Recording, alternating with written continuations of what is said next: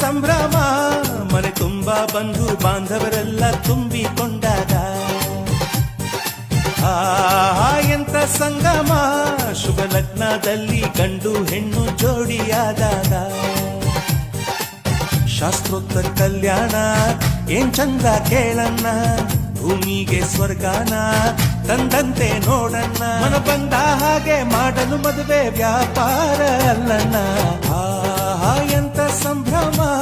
ಮನೆ ತುಂಬಾ ಬಂಧು ಬಾಂಧವರೆಲ್ಲ ತುಂಬಿಕೊಂಡಾಗ